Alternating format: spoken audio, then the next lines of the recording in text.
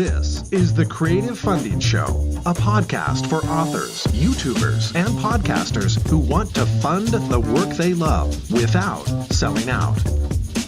Welcome back to the Creative Funding Show. I am Thomas Umstadt Jr., and with me is Bremner Morris, the head of Patreon's Creator Partnership and Success Teams, and he also has a street name named after him here in Austin, Texas. Right off of Slaughter Road. Right off of Slaughter Lane, which is not named after historic slaughter in Austin, by the way. It's named after a guy. Anyway, Bremner, welcome back to the show. Yeah, thanks for having me. So in this episode, I want to talk about newbie mistakes that people make on Patreon, because you do a lot of consulting with patrons, in fact, or with creators. In fact, this was your primary job for several months, is just helping people take their pages to the next level, because there's just having a page on Patreon is not enough. So I guess the first question is, how does a creator know when they're ready to start a Patreon page? When do they know that their fan base is big enough to justify it? Yeah, that's a really great question. And I think it does depend on every specific creator. There are some creators who only have a few thousand fans who are doing really well on Patreon because they have a very deep and unique relationship with those patrons.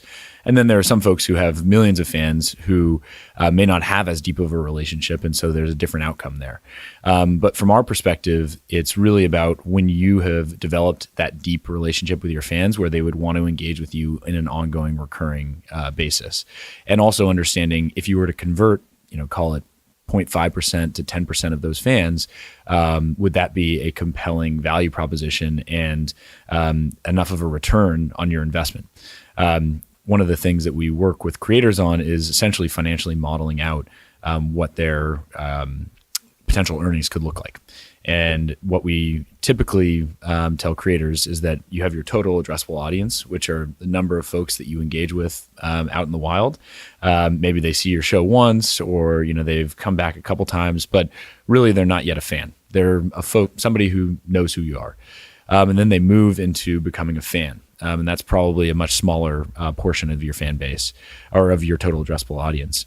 And out of that fan base, then there's a not very small, but a smaller component that are your potential members or your potential patrons. And typically we see that out of your fan base or your subscriber base, that's anywhere between 0.5% to upwards of 10% that would be willing to convert into a fan. Do you have some sort of online tool where people can just punch in their numbers and get those numbers? Because I could see that being very popular to just get an idea of what's the possibilities here. Not yet, but that's actually one of our opportunity assessments for one of our product teams to actually build that out, so that when folks come in and think about launching a Patreon page, they understand what the potential return could be. Because one of the important things to note is that offering a membership business is an investment. There's an investment from a marketing standpoint in educating your fans on why you're launching a membership business, and then marketing it on an ongoing basis. And then also, obviously, you have a recurring sort of contract or subscription with your fans. So as a result, you are sort of beholden to fulfilling benefits or rewards on a regular cadence, which is an investment in and of itself. That's right. And one mistake you can make is you have 5 backers and suddenly have to do all this work to keep those 5 backers happy. I heard a cool trick on an earlier episode of doing on a per thing instead of a per month basis, and say, I'm not going to charge anybody until I have at least 50 backers or something to help protect you from that. Yeah. That was our earliest business model. So when Jack first launched the business, it was all about subscribing on a per thing basis. So anytime he released a video, his fans would, they said, hey, I'm going to pledge X amount of dollars per video at a cap of, call it 10 times X or whatever it was. But essentially they said, I'm going to pay per video. But what we realized is that a lot of creators were essentially turning it into an ongoing subscription service.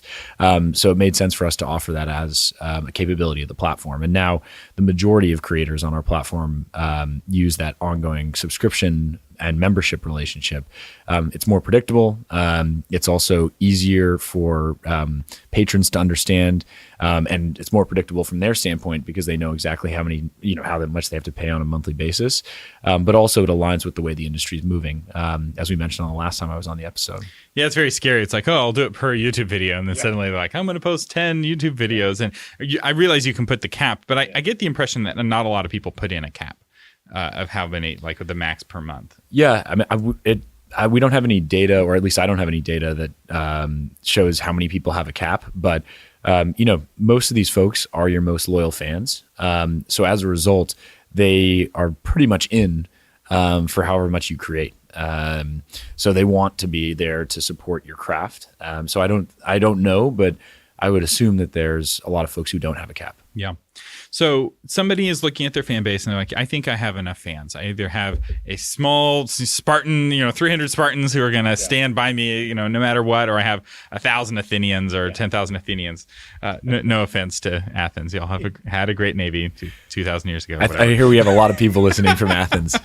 I'm learning. I have to be careful with Europeans. I don't want to unnecessarily offend them. But so somebody's decided, okay, I pull the trigger. I feel like I've got an audience that can justify it. Because I will say, probably the number one newbie mistake is thinking, oh, I have a big enough audience. I can just launch on Patreon and it's going to be successful. And the reality is the audience has to come first. Right. So somebody who does have an audience, what are some common mistakes they make launching their Patreon page? Yeah. So a couple things. One, launching a Patreon page is not enough.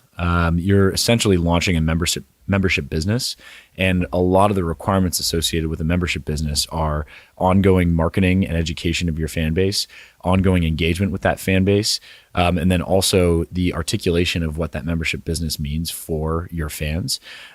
So there are a lot of folks who launch their Patreon page and then they're like, where is everybody? Because they're not doing the work to acquire the audience and then convert that audience into a paying member. So the number one mistake is not building out a compelling marketing plan associated with the launch of your membership service. And the easiest marketing plan is just create a Google Doc or a Word doc, put the next 14 days in it, and put some bullet point of what you're going to do during that day to market your campaign. And that's a really simple plan, but that will make a huge difference. Yeah, we build out these when we're consulting with creators, these massive work back schedules, talking about on what days are you going to talk about what component of your membership campaign. And a lot of it's about building the momentum associated with the launch. You want your fans to be paying attention when you do actually launch your membership service. So we've seen a lot of folks tease that something really exciting is coming up. We've seen a lot of folks sort of pull their audience and understand what are the things that they would want as a part of a membership service. And that sort of gets them a little bit excited, but building momentum up to that initial launch and then having some type of compelling event associated with that launch. Most fans, I know myself included, would probably delay a financial decision for a long time because it's like, wait, I'm going to spend $10 this month. You know what? I'll think about that in 3 months. If there's some type of compelling event or limited benefit that I get for signing up on that date, or something that says you have to do it today versus 3 months from now, that makes a big difference as well. And then once people are engaged, making sure that you have a forum for that engagement to sort of flow. So on the first day of membership, making sure that you're available, that you're there for questions, that you're also there for the folks that sign up so that they feel the really unique and special vibe of becoming a member. These folks are really looking for that deeper and potentially emotional connection with you as the creator. And it's exciting on your launch day if you can be there for them. That's right. And live events, online live events, I find a really good way to do that. So when we launched the Novel Marketing Patreon campaign, our Facebook Live that we hyped really big leading up to it was a huge driver in our initial patrons signing up. And in-person a live event could be even better, but that's suddenly real super expensive and complicated and difficult to pull off. So it's important. So you're saying it's important to kind of put that plan together to tease it so it doesn't come out of nowhere, and then have a big kind of limited event. Yeah. And in a sense, there's nothing particularly novel about this, right? Like PBS doesn't get their pledges from viewers like you at the beginning of the episodes. This show is brought to you by viewers like you, is to remind you why you're a member. They get their pledges from their big pledge drive once a year. So they have, the people sitting at the I don't know if you ever watched a PBS pledge drive, but when I was a kid, I was, mesmerized. And that was when they played Lord of the Dance or River Dance or whatever, which is my mom I've seen those really for sure. into. Yeah, so they'd always play that only during the pledge drive. Yeah, and lots of ice skating, I remember. So kind of what you're recommending is to have to kick things off with something like that, and then maybe you revisit it a year, in the future of some other limited time event. And it doesn't have to be contrived; it could be attached to something very real. So like, names in an album. Yeah. Right? It's like a classic example. Yeah. So Natalie Dawn, who's our CEO Jack's wife, she did a campaign associated with getting all of her patrons' names in an album. They had to sign up on a certain, a period of time, and then they were going to get featured in the album cover. And that was a huge driver of her success and her initial sign up. And then once you have all these people sign up, you actually then have to convert them into an ongoing recurring relationship. So there are tactics associated with quote unquote acquisition. And then there are tactics with ongoing retention. One of the things that you just mentioned with the PBS example of mentioning and viewers like you is driving fan recognition and calling attention to the fact that you have a membership program is a really effective way of quote unquote marketing your membership campaign, while not necessarily saying explicitly, hey, support me on Patreon. You're sort of giving recognition to the fans that have contributed to you and to your craft. But then also two, to the folks that haven't, sort of highlighting that, and viewers like you, and you also get X, Y, and Z in return for becoming a member. So there are very creative ways that you can drive acquisition efforts on an ongoing basis through your, broadcasts, if you will. That's right. And the best ones, and this is always frustrating advice, but the best ones are tied uniquely to what you're creating. Right. So there's not one silver bullet. A lot of people are like, oh, what's the easy, like the one thing to do? And it's like the one silver bullet is put people's names on stuff. But other than that, it really depends on what you're creating. Like, because what works for a musician may be very different from what works for a podcaster. Now, the fact that they have a microphone in front of them doesn't suddenly make the way that they acquire new members or new backers the same way. So let's talk a little bit about those rewards. So Natalie Dawn, right? She had a lot of people who wanted to be immortalized for all time in her compact disc jewel case, which I feel like alone kind of puts it in a point of time. Right. And would be very curious if we're still using those in 10 years. Now if she'd have invited them, put them on the record, we'll be listening to those 1,000 years from now. That's right. But what kind of rewards work well, and what mistakes do patrons make with creating those rewards? So we break it out into about 5 categories. So I just mentioned fan recognition. That's a huge driver of both acquisition and retention.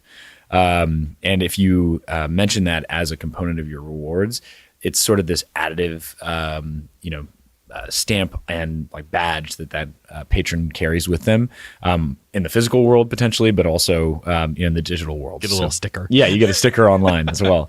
And that's something that we're investing in to be able to have that recognition live with you across the internet.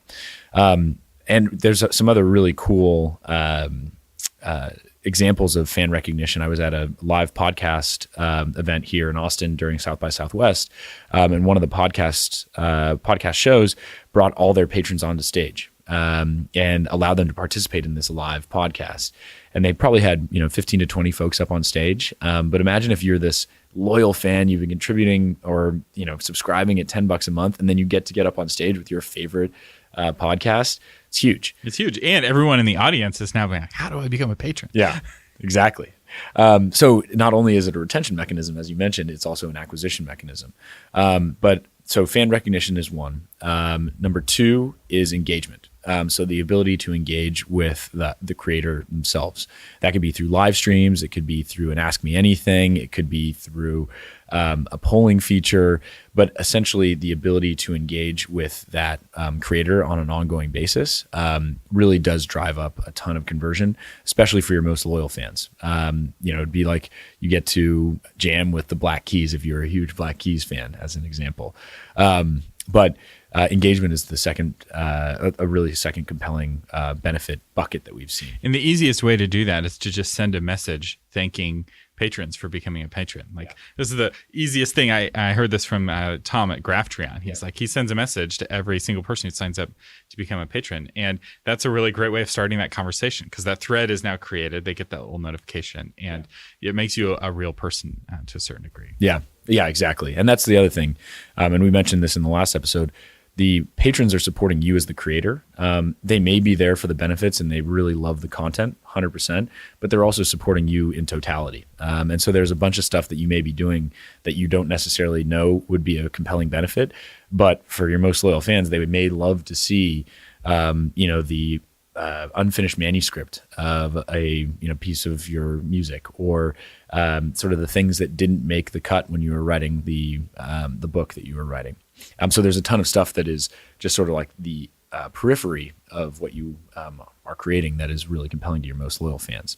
The third is digital offers. So that's on our exclusive digital rewards. That could be an exclusive video, that could be behind the scenes content, that could be a badge, as we mentioned. But there's a bunch of different ways that you can digitally fulfill rewards, and that's an area where we're investing significantly around both products that Patreon's building, like Lens, which I mentioned on our previous episode, which is essentially ethereal video that you can offer to your fan base, but also in all the integrations that we have with engagement platforms. Those engagement platforms really are, digital offers that you can then offer back out to your fan base. And the platform is really great for podcasters because it handles all of the technology of delivering that bonus episode. In fact, there's some podcasts that I follow that I really love. And I have, in at least one case, I gave $20 to their fundraising episode for a bunch of bonus episodes that I have never listened to because they come in a zip file that then I would have to export and then sync to my computer and then put it on my phone, and it's just so much hassle. And the hassle of creating a custom RSS feed per person is really high. Most podcasters nowadays don't even know what an RSS feed is. That's all handled by their podcast host. And I'm very thankful that because easily that would be a feature that's on our roadmap. At some point we'll accommodate podcasters. No, that's already there, which is one of the primary ways that I deliver digital goods on our other show. There's a special Q&A episode, and we also have a bundle episode where, since we have such a big backlog, we'll take all of the episodes on a certain topic. So, we'll talk about Facebook marketing. In the last 5 years, we've had 4 or 5 episodes on Facebook marketing. So we put them together, and now it's like an hour and a half episode with a different guest just on Facebook. And that was a really easy for us to put together, but really high value and very easy to deliver. Yeah.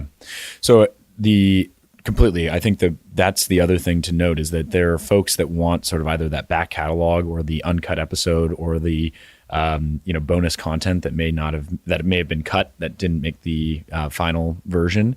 All of that is super valuable to your most loyal fans. And the nice thing in the podcasting space is that we have a really easy mechanism to fulfill those through our private RSS feed. And that's one of the things that, as we're maturing as a business, we're starting to focus on specific categories, and then what are the specific features that we need to build against those categories to help them better fulfill digital rewards. So if it's in the video space, maybe we build a partnership with a video hosting provider. If it's in the podcasting space, obviously it's those partnerships that we may have with the players that a patron can use. And there's a variety of other areas where we may invest across category to make it a more compelling platform opportunity for our creators. The fourth is around access and insight. So the insight into your creative process and understanding of how you create, what you're creating, and then also the ability to participate. So that could be that they get to participate in a show. That could be that they get to be polled on what you're going to feature next on your show. But access and insight into your creative process. Again, this is like your Gold Club member, right? And they expect to be able to participate in that way. But it's also a really great way of keeping them engaged and offering them that benefit of becoming a member. And then the final one is physical offers. So merchandise. That scary thing, shipping boxes and boxes to all your thousands of fans. Exactly. And we've had a bunch of folks offer merchandise as a compelling benefit on our platform. And we've recognized that investment is just brutal. And so as a result, we're building products that will make that really easy, where it's just an automated function through Patreon that if somebody signs up at a tier that offers merchandise, there's going to be the ability to fulfill that through partners that we have in the background that are then doing all that shipping, all the boxing, all the inventory management, and also doing that on the time scale that you set up within our system. So maybe it says after 6 months, they get X, and after 12 months, they get Y. We want to make that really easy because we've seen that that's a super valuable benefit for fans. And working with partners is really key. I have a friend who runs a fulfillment center, and oftentimes when somebody signs up with her fulfillment center, the fee that they charge is less than the discount that they get from UPS because they ship so much stuff with UPS. Yeah. And so it ends up not costing our clients hardly anything to have them do the fulfillment because UPS really doesn't want to deal with you coming to Office Depot with a box. Like for them, that's really expensive, right? The number of people who have to touch that. And so they give really big discounts to really organized operations. And so it's a lot of potential. Well, there's the discounts, but also this relates to probably where we're taking the conversation. But one of the ways when we're thinking about rewards or benefits is that there's a investment associated with it. There's a certain amount of cost to a creator in fulfilling those rewards. And one of the things that creators never take into account is the cost of their time. And so especially in the merchandise space, that time, they sort of give that away for free and it is super costly. So the amount of time that we can reduce by offering those automated features and relationships with back-end fulfillment mechanisms, that is a huge benefit to our creator base. And we really, when we're thinking about any type of reward or benefit that a creator would offer, we want to make sure that they're thinking about it on sort of this equation. What's the impact with your fan base? How impactful is that going to be in converting them and then retaining them on an ongoing basis? And that's going to be unique to every single fan base. For one fan base, maybe an extra episode is what's going to make them a loyal fan and a loyal subscriber for 2 years. For another fan base, it's that they want the merchandise at a year interval. For another fan base, it could be that they really want to show up to their live event and be brought on stage. So it's different per fan base, but just understanding what the impact is of those benefits can better help you, one, price them, but also two, figure out what your offers are that you would offer through your membership program. But that should really then be offset by the effort. So impact versus effort. And if the effort's super high, then either you should offer it, but offer it at a very high price point, or not offer it at all. And if the effort's super low, then that maybe means that you can offer it at a lower price point. A good thing to do is to decide what your time is worth. Yeah. Be like, I'm not doing anything that's not bringing back at least $25 an hour or $50 an hour. It almost doesn't even matter what the price is. Yeah. It's just that you have some sort of number to that, so you're able to use it to make decisions. Right. Because I know a lot of authors, when they calculate some of the activities that they do, like say social media marketing for their books, they're making 25 cents an hour. Yeah. It's like, when you can make more money on the side of the road with a cardboard sign, you need to change what you're doing. It's like, this is not working. Yeah. So make that pivot. Now, so we talked about rewards. I want to talk briefly about videos. Yeah. Now, in the there's a huge gamut of video quality. So YouTubers pretty much exclusively have amazing videos. They knock them out of the park. They're on one end of the spectrum. And then you have authors on the other end of the spectrum, often who don't have a video at all, right? They're like, I'm so scared of having a video. I don't want to have a video. And then you have podcasters that are kind of in the middle, right? They're cool with the audio, right? Like my videos, the audio is great. Video part, not so great. Yeah. So what are some best practices when it comes to creating a compelling, hey, welcome to my Patreon page video? Yeah. So I'll take a quick step back and talk about the need to educate your fan base. So most of your fans are used to engaging with you in a free manner. They maybe consume your podcast for free. They may consume your video for free on YouTube. If you're an author, they're used to paying $10 for your book, $20 for your book, but then pretty much beyond that, they're consuming most of your content for free. And in reality, a lot of that content is paid for by ad dollars or by, your book deal or something like that. But at the end of the day, most of your fans are not used to engaging with you in this paid manner. And so as a result, there's a ton of education that needs to go into converting that fan to understand why they need to subscribe at a paid rate for your content. One is establishing that what you create is valuable. And that is something that I think is more of an internal conversation that a lot of creators have to have. And I've heard that from many folks that I've talked to, that they don't necessarily view their content as valuable. And I think that that's sort of what this industry has, pushed forward, is that things are free. It's very ethereal, right? So first is value your content. And then second, talk to your fans about, one, either why the industry doesn't value your content today and how that's impacting you as a creator and impacting your ability to be independent. And then 2, also educating them about what they get in return for becoming this loyal supporter / member. And so that's like at a super high level. You need to educate your fan base, and you need to talk to them about the value that you're creating and the value for value exchange that you're entering into as part of your membership base. How you do that can be in a video, it can be in a blog post, it could be on a podcast, it could be wherever you're comfortable. But it's really important that you have that educational arc of, hey, I'm offering a membership program, and here's why. It's what I create is valuable, and I need either your support, or I want to engage in a membership relationship with you so I can continue to create on an ongoing basis. Here's the benefit that I get back as a creator, and here's the benefit that you get as a fan. That's sort of the script, if you will. But then mentioning Patreon's not enough, because a lot of people are like, everyone knows what a Patreon campaign is and how it works.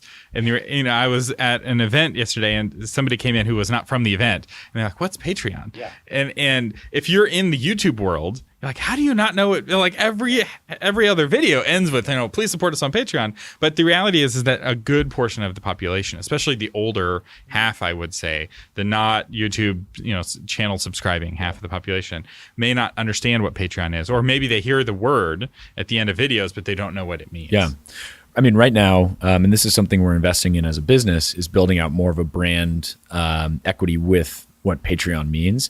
But really, if Patreon faded into the background, and if our brand wasn't front and foremost in the relationship between the creator and their fans, that's okay to us. So as a result, what we've educated a lot of our creators on is that their messaging should be more about membership and less about Patreon. Patreon, people, sometimes their eyes glaze over. It's like, what the heck is a Patreon? Or more importantly, sometimes they've heard it 50 times because they've watched 50 YouTubers who have a Patreon, and it doesn't carry the same resonance as, hey, I'm launching a membership service, or I'm launching a paid for fan club, or I'm launching X, Y, and Z that directly describes what you're offering. It's not describing this platform, right? Like Patreon is a platform, and we are a platform that powers membership businesses. It's not like people who are launching a online e-commerce store say, hey, I'm launching a Shopify, right? So our advice is to anchor it back to something that your fan base knows, membership, fan club, those types of things, and then describe what that means to the fan specifically. So we've seen a lot of folks say, support me on Patreon and nothing else. And that's really ineffective at educating your fan base. Saying, I'm launching a membership business, and that includes X, Y, and Z in terms of benefits back to you. And it's really exciting for me because it allows me to create independently into perpetuity. It gives me an ongoing sustainable stream of income. It allows me to engage more deeply with my fan base. And sometimes you can even brand it separately. So like Philip DeFranco doesn't say back me on Patreon. He says, join DeFranco Elite. Totally. Right? Which is a great way of doing it because it makes me curious. It gives me a hint that this is for the super fans. Yeah. And it leads me to learn more. And there's nothing keeping you from doing that with whatever it is you're creating. You can even steal the word elite. DeFranco doesn't own that. Although he can come on the show if he wants and tell me not to encourage it. So you need to educate. And that's probably the number one thing with the video is you're educating kind of from a high level, why the Patreon exists and why you have a reward. It's not necessarily going through each individual reward because that often gets you into trouble, I feel, because as soon as you make a change to your rewards, which likely is going to happen pretty early, people often make mistakes with their rewards when first getting started, and people are wanting different things, they're backers, and they make tweaks, and suddenly now you have to recut the whole video because you walk through each reward with step by step. It's more about at a high level what this membership business offers you, and one of the other things, talking about DeFranco Elite, but just in general, talking about your membership program with confidence and with excitement and with this sort of vigor. You want your fans to be excited about this launch. And we have seen some folks early on in Patreon's existence that were sort of apologetic about launching a membership program or apologetic about, quote unquote, asking their fans for money. You're not asking your fans for money. You are entering into a value for value exchange that is really exciting for your fan base because they get to engage with you in a more exclusive and deep manner than they could just sort of out there on the internet. And so you want to sort of capture that excitement and pitch your membership program with confidence. we haven't done like a sentiment analysis of effectiveness of videos against the membership dollars that they drive, but just intuitively, I would say that most people who talk about their membership business with vigor, excitement, confidence that describe the benefits are more successful than somebody who sort of says, "I'm sorry that I'm asking you for money," or "Please support me on Patreon." Those are definitely some things that I would say are like anti-best practices. And I've definitely seen it different channel to channel. So authors are perhaps the most apologetic. YouTubers, it's interesting. There's been a shift.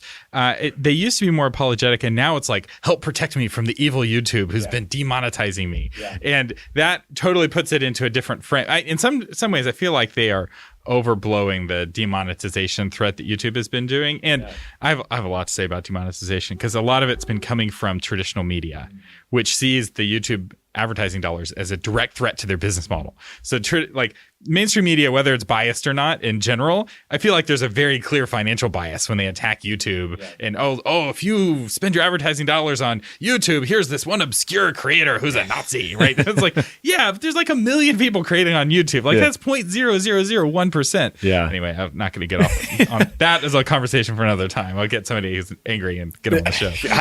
We can get angry, but I think that you make a good point that the vibe has changed, and there is a problem for a lot of folks who used to make a sustainable income on YouTube, that they are no longer doing that. And we have some creators who have millions and millions of subscribers on YouTube who are making near nothing in ad revenue. And again, back to our last episode, that's why Jack created the company.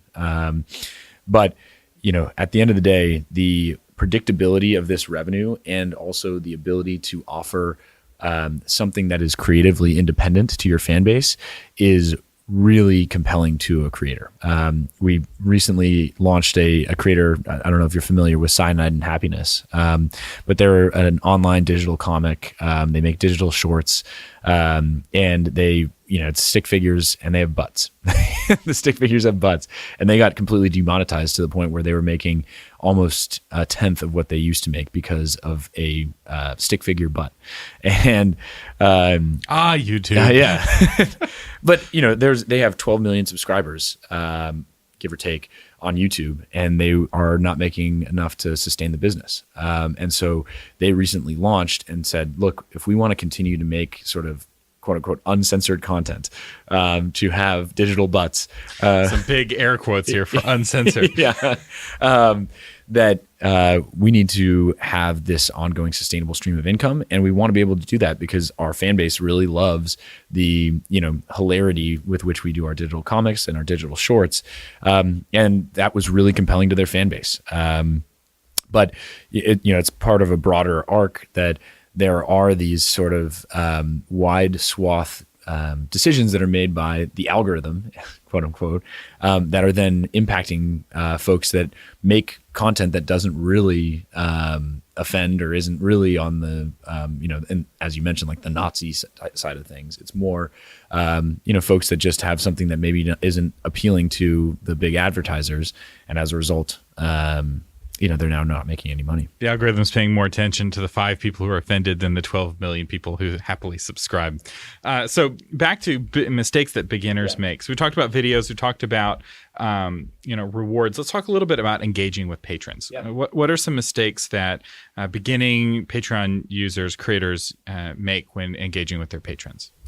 That's a really good question. I think that one of the mistakes, and I wouldn't call it a mistake, it's just sort of like an oversight that creators make, is that these folks are subscribing to you in order to either consume content and be a benefits oriented patron, or to support you. And that may mean that their engagement continues to live on YouTube or live on Twitch or wherever they engage with you today, via email.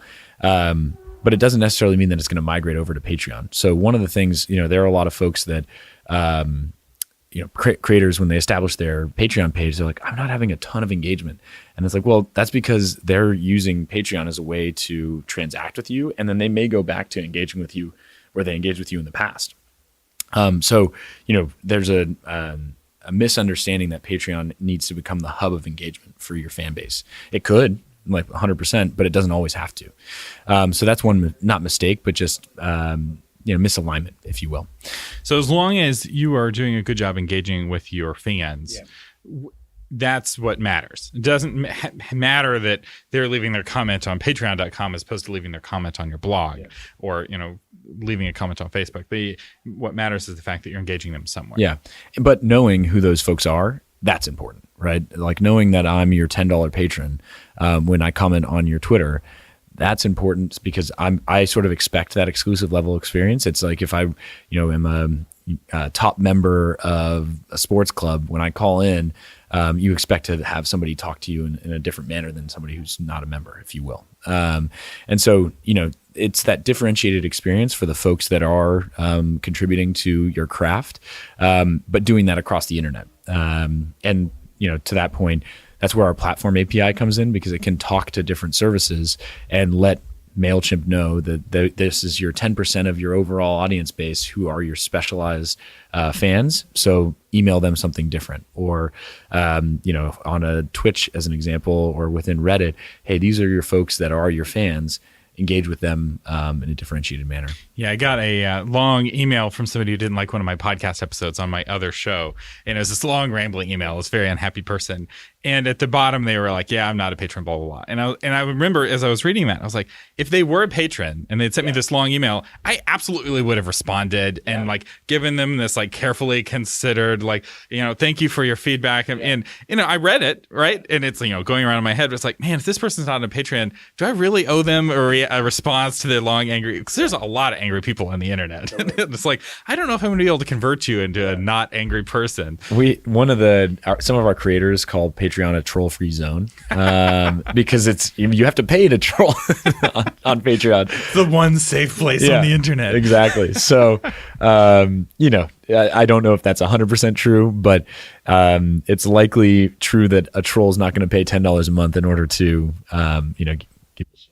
I will say that the interactions that we've gotten, on our Q&A episode have been, because we ask people for questions, and they are the best, most positive interactions we have with our fans because these are people who are smart, they're asking good questions, and they're really wanting to get better. It's marketing. The other podcast is a marketing podcast. And so these are people who are taking it seriously. Yeah. And that's like our most fun episode that we do the entire month because and it's not a huge group. Yeah. So we get to know these people and we're able to give them more focused answers. Yeah. And the fact that the answers aren't going out to thousands and thousands of subscribers, they're just going out to a handful of patrons. It's a more intimate and it's more fun. Yeah. Because creating on the internet's hard because there's always going to be those jealous people or those angry people who they're having a hard time in their personal life, and for some reason your YouTube channel just got their attention and they just feel the need for you to feel the pain that they feel.